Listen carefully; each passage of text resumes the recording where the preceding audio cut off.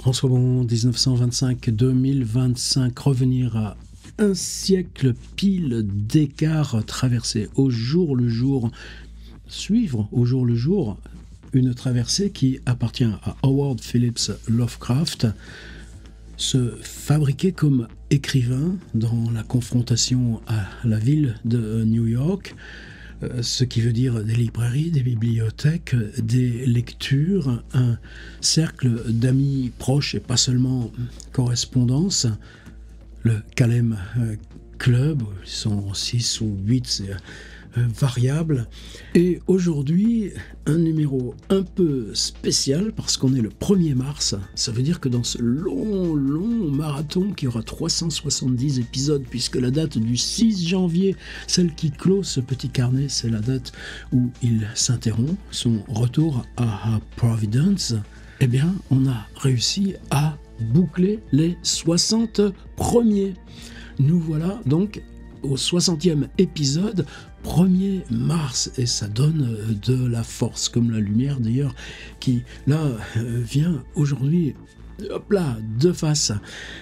Alors un petit numéro double, de toute façon, c'est selon, on a eu cette semaine une journée où il sortait pas de sa chambre, et puis il y a tout ce qu'on a à comprendre sur ce qui évolue, le peu qu'on en sait de sa relation avec Sonia. Et puis là, 1er mars, eh bien, on est pour eux dimanche, puisqu'il y a toujours cette journée de décalage, je le répète à chaque fois, nous on est samedi, eux c'est dimanche, et donc paraît le samedi soir. Quoi ? Le numéro du New York Times avec l'ensemble des suppléments.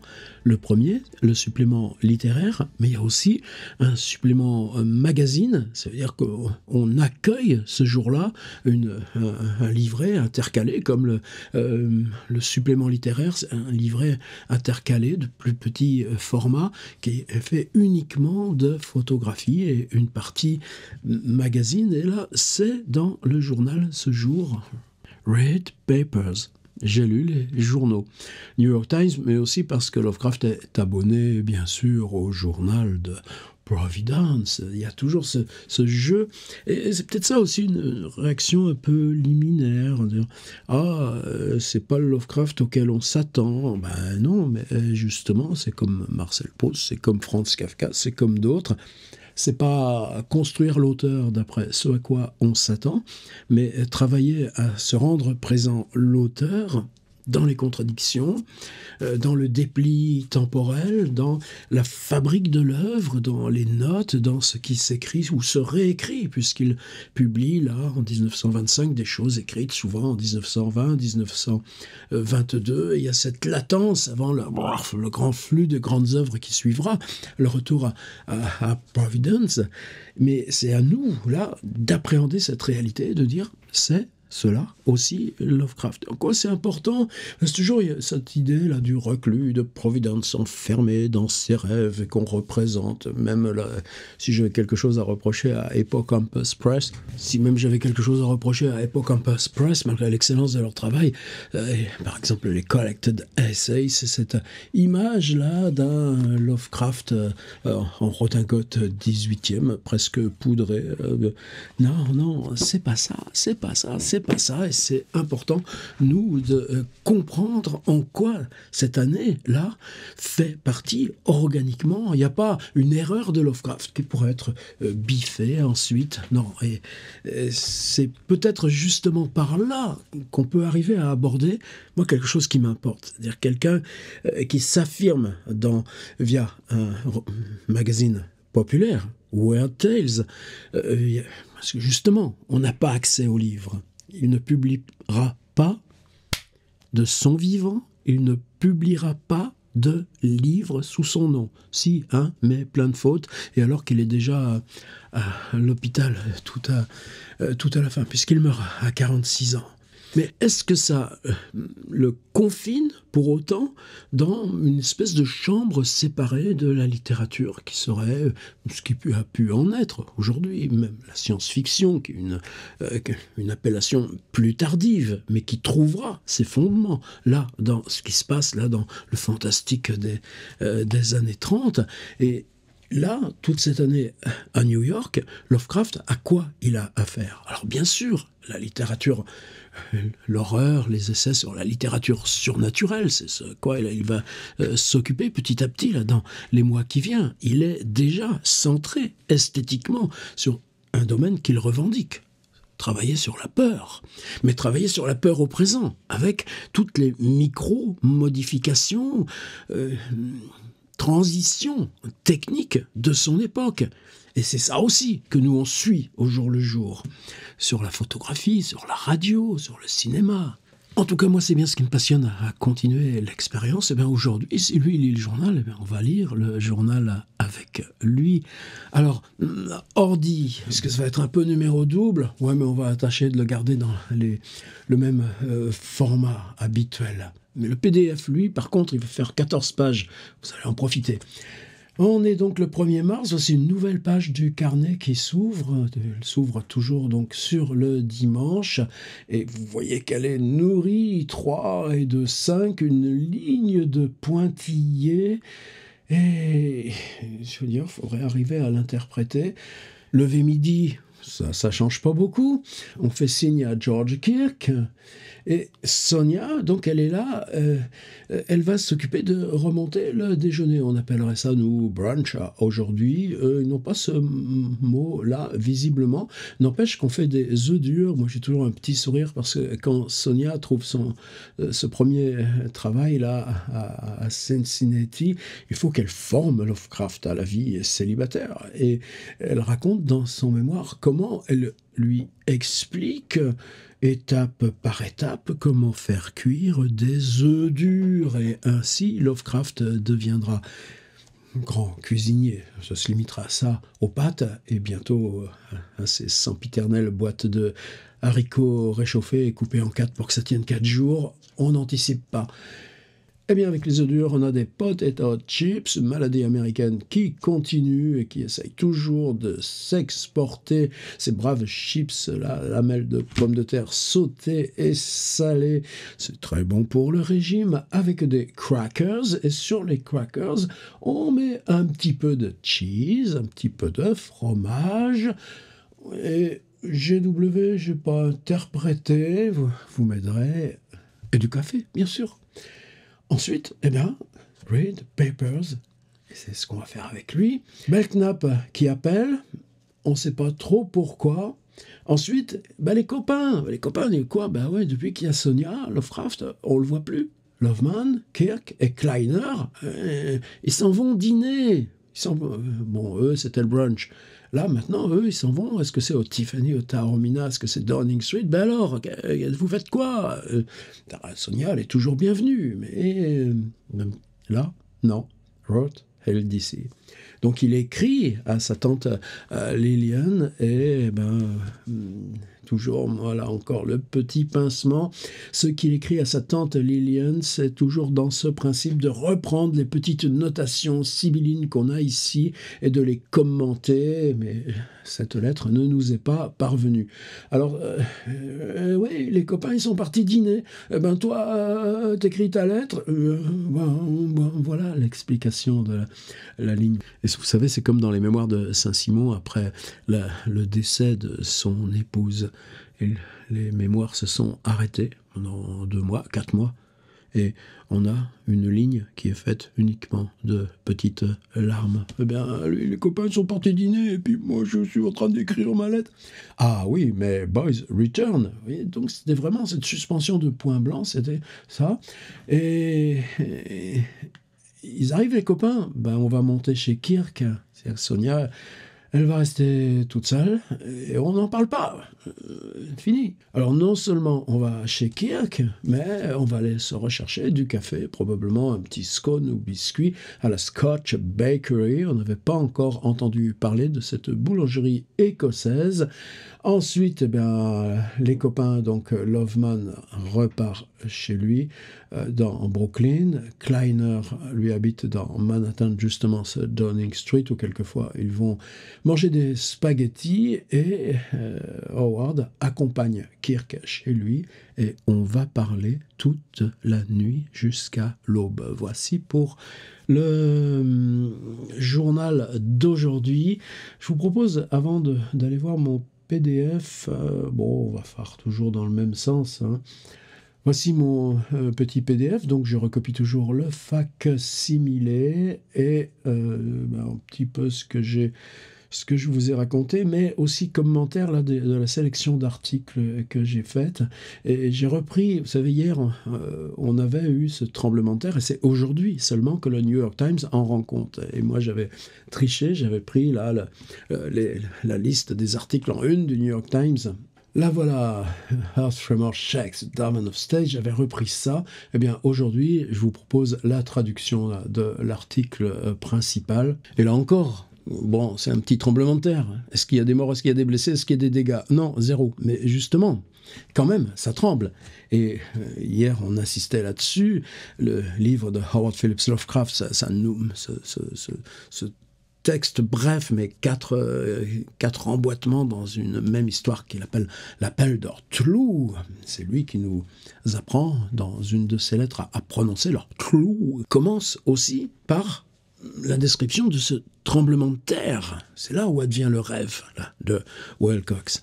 Et ce tremblement de terre, il le transpose à Providence, mais d'évidence, c'est ici, aujourd'hui, qu'il en fait l'expérience. Et parce que ça tremble, bien, on a tout d'un coup, hop là, tu vois New York, tout d'un coup New York apparaît, ce New York qui les entoure. C'est plus là des silhouettes là, comme Derek Hassey nous les illustre sur le livre, pourquoi pas, mais non, ils sont là dans la foule, ils ressemblent aux autres, ils sont comme les autres, et c'est à travers là, la passion qu'on met pour la littérature, l'obstination qu'on met à la lecture, à l'écriture, que toute ce diffus brassement d'époque-là passe jusqu'à la main et devient récit. Et ça, c'est ce qui nous concerne. Alors, aujourd'hui, j'ai mis une ribambelle d'articles, il y en a un peu plus que d'habitude, et ça finira... Pourquoi je finis sur ce visage ?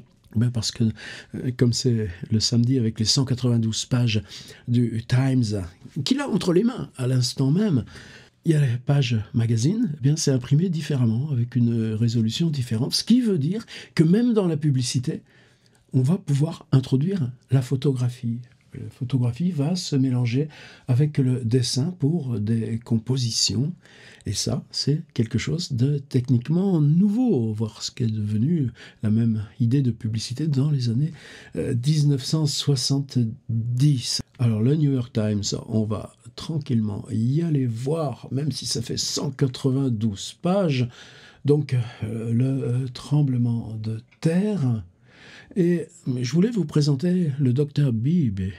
Le docteur Beebe, c'est un océanologue. Vous voyez, là, pour l'instant, on n'a même pas son prénom. Il revient d'une expédition de 3 semaines. Il a osé entrer en bateau dans une zone maudite de l'océan, les Sargasses. Les Sargasses avec ces soupes d'algues, avec ces brusques tempêtes, avec ce triangle des Bermudes où les bateaux sombrent corps et biens. Le docteur Beebe revient là d'une expédition où il a pu cartographier, définir l'emplacement des Sargasses. Regardez les légendes de l'Atlantide. Ça passerait le direct avec Lovecraft. Et c'est pas pour la question des Sargasses, en plus, avec ces vagues et tout ça, c'est les mauvais temps qu'ils ont essuyés, les dangers qu'ils ont affrontés, ils n'ont pas fait la collecte de plantes et de faune et de flore qu'ils ont... qui était le but là, de l'expédition, mais vous allez voir que bientôt on va le retrouver, et donc là je voulais prendre date. Politique. Borglum. On retrouve Borglum. Borglum, cette fois, a été arrêté parce qu'il est prouvé qu'il a volontairement démoli la maquette qui devait servir au monument aux généraux confédérés. On va le retrouver, justement, ce monument, dans les pages ensuite photos et magazines.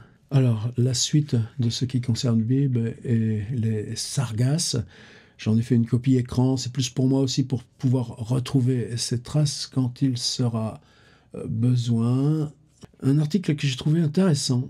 Les avions militaires, non, ça c'est les avions Pursuit Planes. Pursuit Planes, c'est les chasseurs. Or, on est bientôt 10 ans après la première guerre mondiale. Et donc là, les généraux militaires disent on est le premier pays au monde pour la qualité de nos avions. Eh bien, est-ce qu'on peut voler de nuit? Non. Vol de nuit, ça sera chez nous, Mermoz, Saint-Exupéry, quelle légende. Mais 12 avions sont partis du Michigan, tout au nord, une ville qui s'appelle Selfridge. Et en une journée, de l'aube au crépuscule, on rejoint Miami. C'est le plus long vol en escadrille à 12 qu'on ait pu pour l'instant imaginer. Qu'est-ce qui se profile? Il se profile Lindbergh. Lindbergh, c'est 1927, dans 2 ans.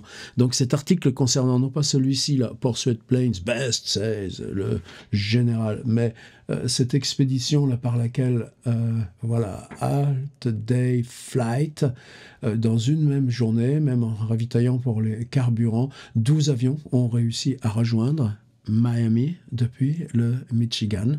Et dans l'histoire de l'aviation, ces petits marqueurs, nous, on en a besoin. Pensez au rôle des avions dans Montagne de la folie. Ah, je vous ai copié ça aussi, ça m'a fait un petit peu rire, mais ça on rit toujours un petit peu jaune. C'est Monsieur Sumner. Alors Monsieur Sumner dénonce, alors il est responsable d'une association pour la suppression du vice. Eh oui, faut être américano pour inventer ça. Tiens, salut la ponceuse, mais non, c'est bon, ça va pas durer longtemps. Et Monsieur Sumner, eh bien, il y a ce paradoxe qu'il vient faire des émissions de radio pour défendre son... C'est-à-dire la radio, qui a priori est le vecteur de ce qu'il dénonce pour la propagation du vice dans la société, avec, attention, pourquoi ? Parce que c'est fiction radio. Quand les acteurs, les producteurs, ils se saisissent de la radio pour aller raconter leurs histoires, eh bien, l'illusion devient beaucoup plus vraie par les voix, par les effets sonores. Donc le vice se propage encore mieux. Mais où est-ce qu'il vient le dire ? À la radio. C'est comme ceux qui gueulent contre les réseaux sociaux sur Facebook. Avançons, avançons, avançons, avançons, avançons, avançons, avançons, avançons, avançons. Voilà cette page-là, une page photo qui n'appartient pas au magazine, mais intéressante parce que le Ku Klux Klan, on dit tout simplement le clan prend la loi dans ses propres mains. Les femmes de l'Empire invisible. Donc là, on a une photographie pour la première fois des femmes du Ku Klux Klan. Et c'est intéressant parce que Borglum, dont on parle et on va reparler, ce monument confédéré, eh bien, c'est le Ku Klux Klan qui le finance, et lui-même est un des responsables du Ku Klux Klan. Mais on ne parle jamais du Ku Klux Klan pour Borglum. Alors, Book Review, le voici, le supplément littéraire. Qu'est-ce que Lovecraft a pu lire là? Et moi, c'est pas de la sociologie du livre ou de la sociologie des médias. Il y a toujours, par exemple, la bataille poétique dans la substance et la forme avec cette dame auteur. Alors évidemment, on a les nobles, Henrik Ibsen, Jane O'Neill, mais c'est la poésie féminine qui change la façon dont s'exprime le travail à la maison. Il y a quand même des petits paradoxes là-dessous. Là, je pense que Lovecraft a lu cette page. Thomas Hardy, concernant l'art du roman, évidemment. Oui, mais la première fois que Nansen entra dans l'océan Arctique, ça, oui, c'est pour lui. Encore, rappelez-vous, Monsieur Sumner, là. Mais pourquoi lui donner une page entière dans le Times à un Monsieur Gibbs qui s'en prend à la glorification du sexe dans la fiction? Bon, ça ne pouvait pas concerner Lovecraft. Il y a une copulation quelque part une fois dans Lovecraft. Bon, c'est pas ce qui nous intéresse. Cette page, il l'a forcément lue. Thomas Gray, oui, mais la publication en fac-similé de premières éditions de poésie anglaise. Ouais, ça compte. Les publicités concernant donc le livre et l'édition, il y a encore tout un univers qu'on a peut-être du mal aujourd'hui.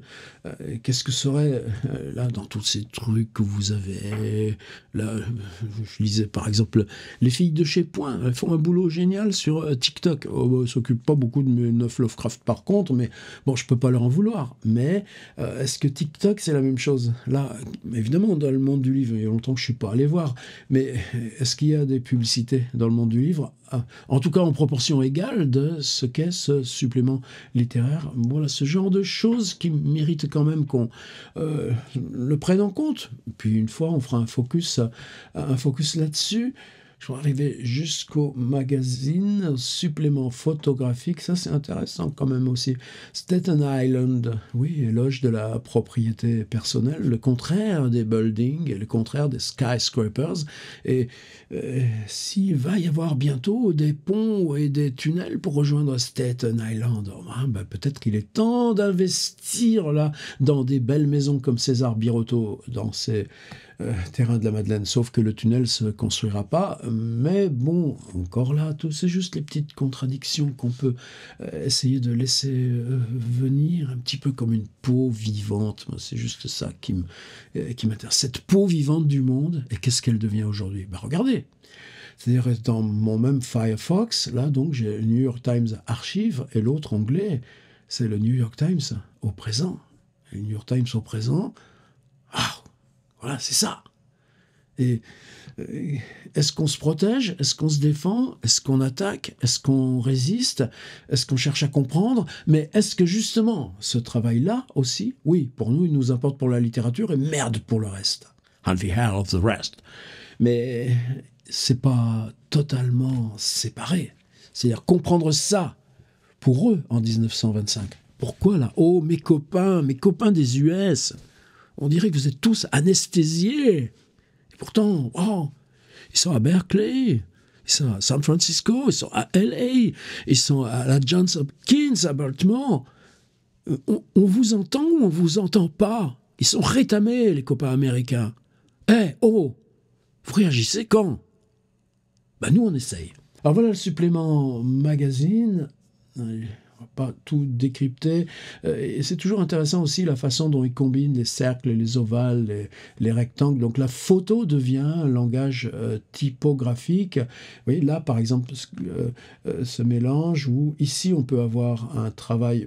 Est-ce que c'est un travail à partir de photos? Non, toute cette page est faite uniquement à partir de gravure, aquatinge et dessin, contrairement à cette pub pour dentifrice que je vous montrais tout à l'heure. Voilà les avions, ces avions de poursuite qu'élabore l'armée américaine et dont déviera bientôt le biplace de Lindbergh, même s'il sera seul à bord et que quand il rencontrera le nouveau roi d'Angleterre, il lui dira « Mais comment pissiez-vous, Lindbergh ?»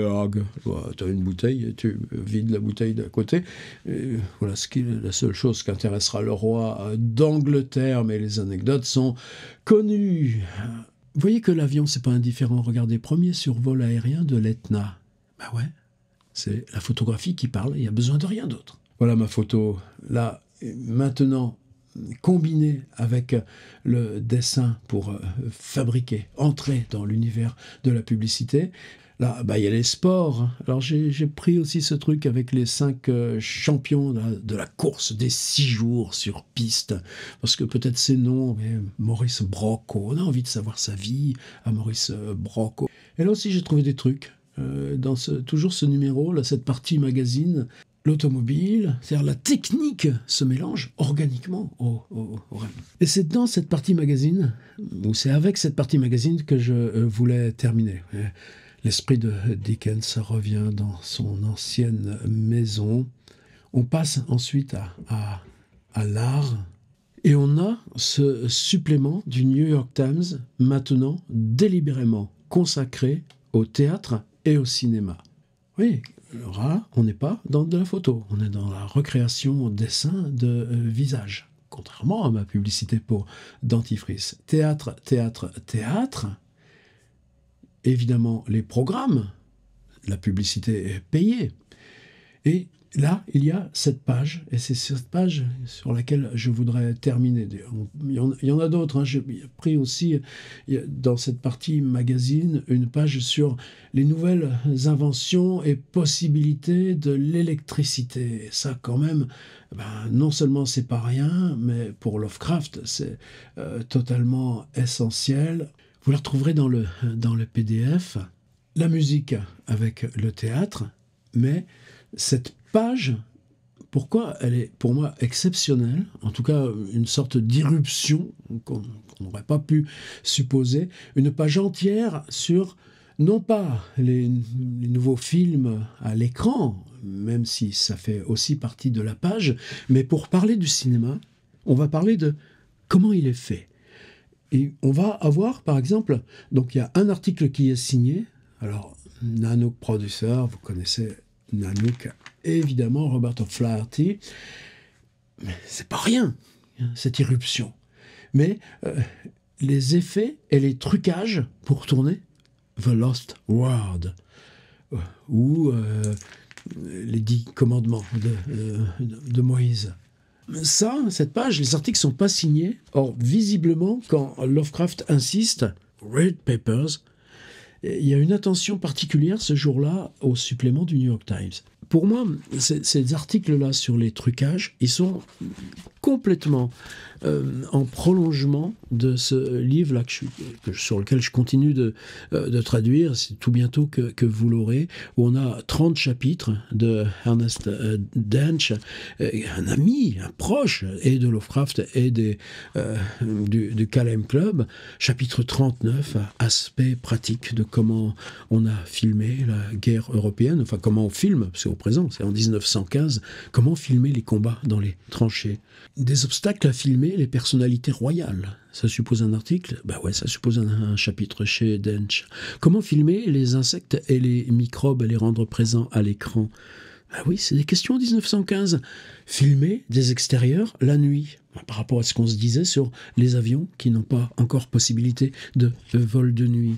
Ainsi de suite, on y reviendra bientôt. Mais tout laisse à supposer, Dench, il était le spécialiste des articles. Alors, imaginez qu'on ait, par exemple, la lettre là, à Liliane, on pourrait presque en faire une fausse, on pourrait dire, à Liliane, eu le plaisir, lisant le supplément de New York Times, de lire les articles de Dench sur les trucages de Lost World. Alors évidemment, hypothèse totalement gratuite, mais tous ces petits indicateurs, autre passerelle avec Lovecraft, Nyarlathotep, cette petite nouvelle minuscule mais si emblématique, il s'y passe quoi? Eh bien, le conférencier, Nyarlathotep, montre sur l'écran des phénomènes électriques nouveaux. Article du Times. Et dans ces articles nouveaux, des boules d'électricité statique se détachent de l'écran et viennent interférer avec les têtes des spectateurs. Les pauvres hypnotisés s'en vont par une petite porte juste en bas de l'écran. Et donc, la salle de cinéma est devenue... Oui, mais lui, il invente ce trucage. Est-ce que Dench pourrait comment faire sortir des boules d'électricité statique de l'écran? Mais quand il dit, par exemple, de la difficulté à faire jouer, il y a un chapitre uniquement sur dire, pour filmer les scènes de peau rouge, il vaut mieux prendre une vraie personne autochtone ou bien un auteur blanc maquillé. Oui, c'est des questions auxquelles on n'échappe pas, nous aussi, encore, dans nos petites contradictions au présent. Voilà, pour aujourd'hui, ça suffit. Mais vous voyez que c'est quand même bien riche et que ça méritait, outre la joie d'entrer dans notre 3e mois, un petit effort supplémentaire. À bientôt, à demain.